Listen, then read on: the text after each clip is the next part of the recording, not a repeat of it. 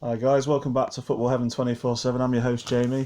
It's coming towards the end of the season, as we know, for a lot of the teams. And the Championship, League One and League Two, they're all over now, apart from the playoffs. And obviously, there's still other games going on. There was a full set of Premier League games at the weekend. Also, I'll run through the playoff games in the Championship through to League Two that's been played already, and might even chuck in some of the European leagues, as in the Spanish, the Italian, and German and French leagues. So I might chuck that in as well. So depending on how much time we've got. Anyway, let's get straight into it. On at the weekend, two major things happened. Arsenal, basically, the most talkative point that we can talk about is Arsenal lost 3-0 at home to Brighton, which was absolutely shocking. Now, before that game, Manchester City had won 3-0 away at Everton. This is going on Sunday, just gone. Manchester City had got 2 goals from Gundogan, I can't even say his name right, and Haaland's Erling Haaland got another goal to add to his list. So that gave him a 3-0 win. So coming into the game, before Arsenal even kicked off against Brighton at home, they was already 4 points ahead of them with a game in hand. So anyway, Arsenal played to get that game in hand that they had, but basically they lost 3-0. Manchester City still have a game in hand over them, and they're 4 points clear now. And if they win that game in hand, they go 7 points clear of them, which in effect you would say that's the title over now. So yeah, it's not mathematically certain yet for Manchester City, but it's pretty much guaranteed now. Man City are going to be the Premier League title holders for the 2022-23 season. So yeah, Arsenal muffed it up. I'm kind of grateful as a Forest fan because I'm thinking to myself, we've got to play Arsenal at home next. They've got nothing to play for. They've already qualified for the Champions League. They're not going to win the title now. So I'm hoping that their players will ease off and that Forest will get the 3 points they need to guarantee that they're definitely in the Premier League. Talking about teams definitely being in the Premier League, Leicester's up against Liverpool tonight. Leicester are doing absolutely shocking this season. They're lying in 19th. Liverpool have won the last 7 games and they're up in 5th in the Premiership. But if they win tonight, it will put them within a point of Newcastle and Manchester United, who are lying in 3rd and 4th. And that would really put the pressure on Newcastle and Manchester United going into those last 3 games of the season that they've got left to play. So there's a slight chance that Liverpool could gate crash in the top 4 and get into the Champions League, which, let's be honest, going back a month or so ago, you wouldn't think that Liverpool would have had a chance of getting in there. So yeah, so that's interesting. Other scores from the weekend: Villa beat Tottenham 2-1. They continue their good run of form. They had lost the last 2 games, but only narrowly by 1-0 in both games. But they got back on track, beating Tottenham to keep up their fight to get into the Europa Conference League. 1 goal from Ramsey, free kick from Douglas Luiz gave them a 2-0 lead, and Kane got a penalty towards the end, which he converted. Kane's having a great season. He scored 27 goals, but he's being eclipsed by an absolute genius in Haaland this year. He's got 36 goals in the Premier League already this season, and Man City have still got 3 more games to play in the Prem, which theoretically he could possibly get another 6 goals in that time. So he could end up with 42 goals, which is insane. Obviously, it's a Premier League record what he's already achieved. The highest scorer in the league before that was Andy Cole and Shearer with 34 goals. So he's surpassed what they've achieved, what they've done. But they did that in a 46. I think it was 42 or 46 game season. I'm trying to work it out. Yeah, 42 game season. So whereas now the Premier League is 38 games because obviously it's been reduced from 22 teams to 20.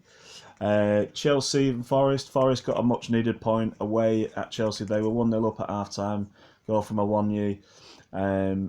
But in the second half, Chelsea came back into the game. 2 goals in 7 minutes from Raheem Sterling put Chelsea 2-1 up. But Forest come back again, another goal from Awoniyi, another header, and that made it 2-2. So that was a vital point for Forest. That keeps Forest 3 points away from the relegation zone. And most of the teams have got 2 games left to play now. So really, I would say even if Forest got a point in the next game against Arsenal next Saturday, they'd need a win to make it definitely sure, but a point would guarantee, I would say, that Forest would stay up next season.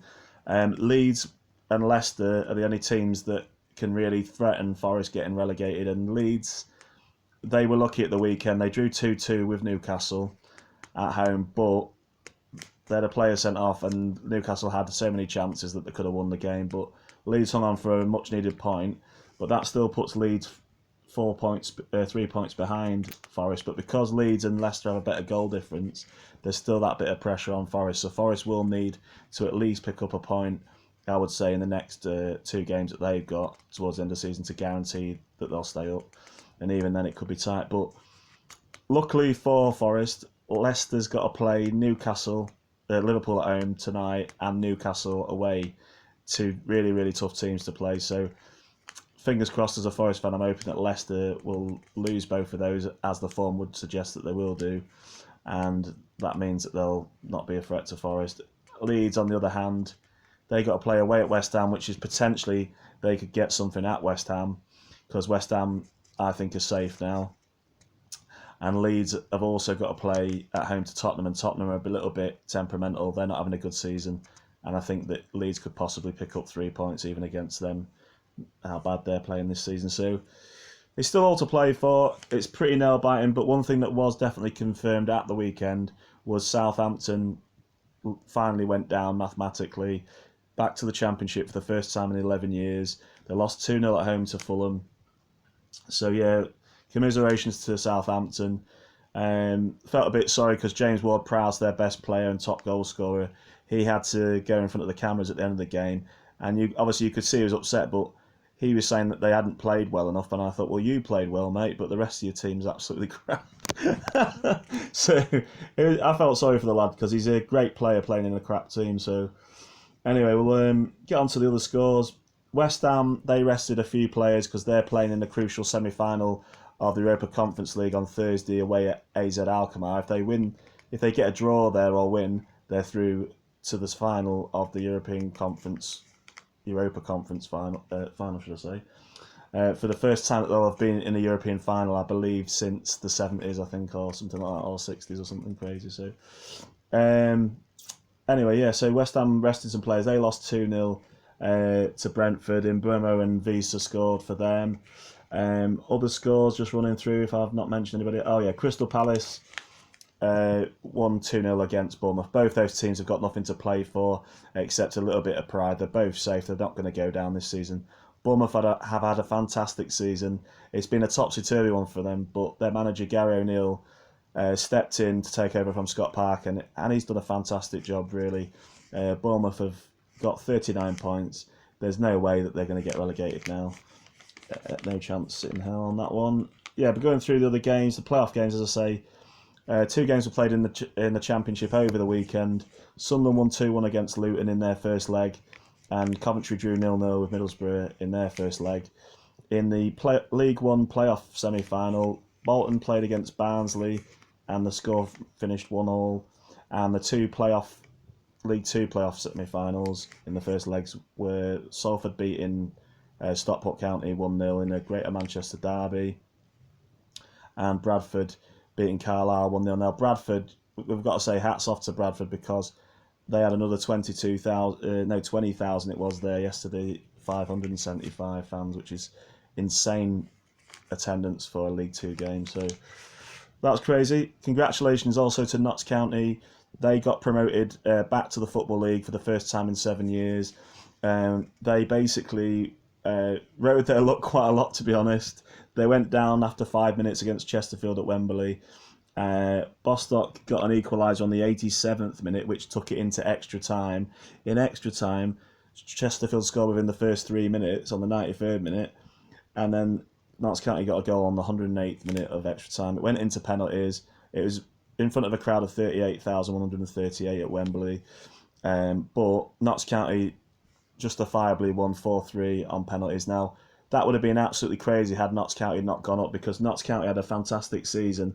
They finished second to Wrexham in the National League Conference with 107 points, and Wrexham finished with 111 points. It's the highest points total, I think, in the conference, in the history of the conference, in recent years. And yeah, but thankfully Notts County got promoted. They scored a lot of goals. They scored 117 goals in 46 games.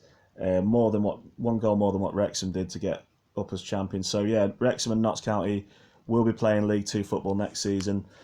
For Wrexham, it's the first time, I believe, in 15 years, and for Notts County, it's the first time back in the Football League for 7 years. So, congratulations to both those teams. Just going to run through the Premier League table as it looks at the moment. As I said, Manchester City are 4 points clear of Arsenal, but they've got a game in hand, so that could stretch it to 7 points. That game in hand for Man City is against Brighton, and they're playing Brighton away, so there's a chance they could do that, but they're not. They would have played it this week had they not been in Europe. Then this week they're playing Real Madrid in the Champions League semi-final. So had they not been playing Real Madrid, they would have played that game in hand. But I don't think it's going to matter. Arsenal have muffed it up. They looked dejected. The players you could see it on the players' faces, and the fans of Arsenal. They've had a great season. No one expects them to finish second, but the Championship was just too much too soon. I think for them. They've got a young team, but they have done fantastic, to be fair. So Man City will, like I say, they're going to win the title now. But in the relegation zone, Southampton, like I say, got relegated in 20th. Leicester are in 19th with 30 points. Leeds are in 18th with 31 points. And just above them, outside the relegation zone, is Everton on 32 points, who, like I say, lost 3-0 to Man City. Forest are on 34 points. So, as a Forest fan, I'm feeling a lot calmer than I was a few weeks ago when we'd not won in 10 games or something stupid. But now it's 2 wins and a draw in the last 4 games for Forest, so I'm really happy with that.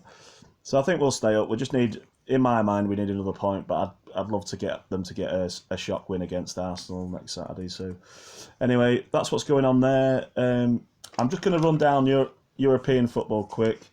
A few people that watch might be interested, but we'll just jump into it quick. So what I'm going to do is I'm just going to do the key games at the top of the table now. Bayern Munich and Dortmund are fighting it out in the German league. There's literally only a point between them. Bayern Munich's on 68 points and Dortmund are on 67.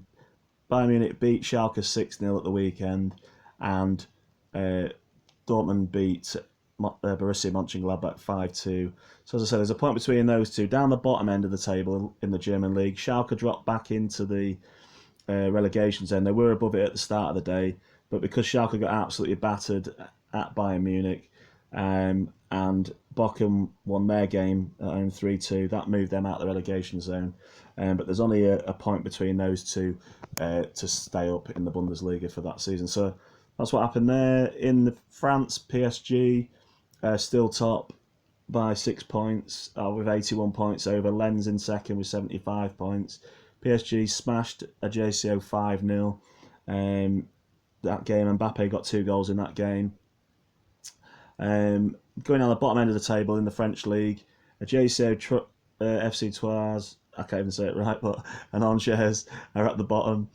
Angers were relegated ages ago. They've only got 14 points. And Ajaccio and Troyes, they've gone down. They're officially relegated as well. So that's what's going on in the French league. PSG look like they're going to go on and win the title. No surprise there. They've got a lot more money than anybody else in that league. Barcelona finally won La Liga on yesterday, on Sunday. They had a 4-2 win away at Espanyol. 2 goals from Lewandowski, 1 from Balde and 1 from Koundé, and that gave them a 4-2 win. So they've won the league. They are currently 14 points ahead of Real Madrid with the same amount of games played. I think Real Madrid are just focusing now on trying to beat Manchester City on Wednesday to get something decent out of their season. Obviously, win another European Cup. It will be their 15th European Cup if they can get past Man City and beat whoever they have to face in the final, which will be one of the Italian teams, AC Milan or Inter Milan. So that's what's going on there. And then finally, in Italy, just mentioned about Inter Milan obviously playing AC Milan this week in the Champions League semi-final to get through. Inter Milan won the first leg 2-0, so it looks like Inter Milan will be the favourites to go through in that one against either Real Madrid or Manchester City in the Champions League final. But Napoli, they've already won the title in Italy. They're 14 points clear of Juventus, who've moved up into second after beating Cremonese 2-0. Down the bottom end of the table, Verona is the only team that's got a chance of getting out of the relegation zone. Spezia and Lecce are only 2 points ahead, ahead on goal difference, or 2 points ahead. So it's between those 3 teams for the final relegation place. Cremonese are doomed. They've gone down. and so have Sampdoria. They've gone down with 17 points they're on at the moment, which is absolutely shocking. I remember back in the 90s, Sampdoria was a top half of the table team in Italy, so really, really crazy. But yeah, that's what's going on around Europe anyway, briefly, and that's what's happening. That's what's happened at the weekend's football. Whoever you support, I hope your team won at the weekend. If you support a lower league team, good luck for next season. Obviously, I'll continue to give you the next couple of weeks of the Premier League rundown, and then when it gets to the summer, I'll just be going through some of the great seasons in the past of teams, random teams. And if anyone's got any teams that they'd like me to cover, if they can just put a comment in the box underneath this video, and obviously I'll do the research and make sure I can present that to you in an episode. Have a great week. Thank you to all those people that have liked and subscribed and stuck with me for over a year or so. And yeah, all the best. Bye for now.